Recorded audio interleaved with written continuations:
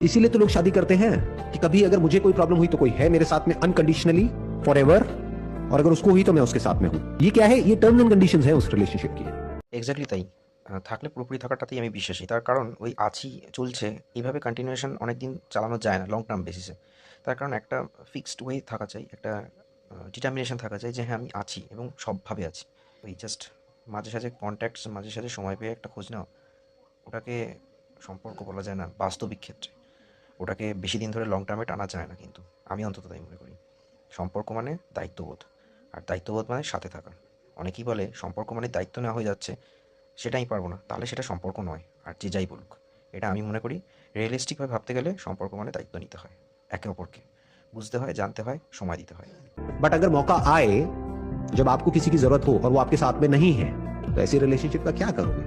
फिर तो जो फाउंडेशन है वही हिल गई ना। फिर अगर वो ऊपर ऊपर लेवल से बोलता भी रहता है मेरे को तेरे से बहुत